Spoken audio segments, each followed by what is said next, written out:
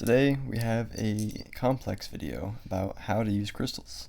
And the gist here, as Ra will explain and how we interpret it, is that we have inner light that we balance externally. So the internal state of our bodies, our minds, and our souls are in balance with the external world. And with this, we can channel this energy that we have within that is in balance towards the crystal. Okay, and Ra states we use that through the love of our hearts. And since Ra states the crystal as light kind of frozen in time and place, I think that's an interesting perspective of crystals themselves. But overall, we channel our green energy towards the crystal, and with this, it kind of ricochets and it bounces everywhere, and it's almost like a big spectacle of energy. And with this energy is then able to be coming back your way, because of course, like a mirror almost, you channel your energy and some of it's going to come back and hit you. And with this, my interpretation of what Ra's stating is that it almost like resets yourself in some way. And he talks about, or Ra talks about, the root chakra, and I have to maybe listen to this a few more times, but overall it seems like this is kind of a way to reset yourself, especially if things are going crazy or you want to maybe polarize yourself in a certain way. You can really channel your energy, your loving light, towards these crystals and use that as a mental and a physical reset of whatever way is meaningful for you. Oh, so crystals are like a crystallized hard form of energy, kind of? I'd But say maybe crystallized. light as opposed to energy, but light is energy, right? Yeah, it's like, are we crystals then? Pretty much. But like more flowy crystals, these are like crystals in the most solid form. Yeah, I think the whole gist of a crystal is that it's crystallized. We have cells or we have atoms that are all in a very particular format. It's honestly most efficient for just organization purposes. And so we, as physical dense beings, are maybe not the most efficient, but we can use that to make our goals or our actions, our energy flowing be more efficient. I don't know, I just thought of like Attack on Titan, because they're kind of like crystallized. Mm. I don't know. I just got like a weird download. Sure.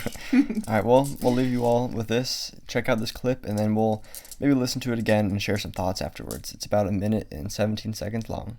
See ya. Questioner, would you tell me how to use that crystal for this purpose? Ra, I am Ra. This is a large question. You first, as a mind-body-spirit complex, balance and polarize the self, connecting the inner light with the upward spiraling inpourings of the universal light. You have done exercises to regularize the processes involved. Look to them for the preparation of the crystallized being. Take then the crystal and feel your polarized and potentiated balanced energy channeled in green ray healing through your being, going into and activating the crystalline regularity of frozen light, which is the crystal.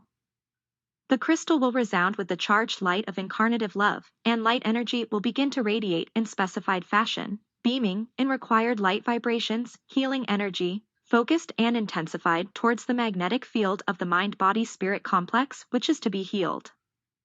This entity requesting such healing will then open the armor of the overall violet-red ray protective vibratory shield.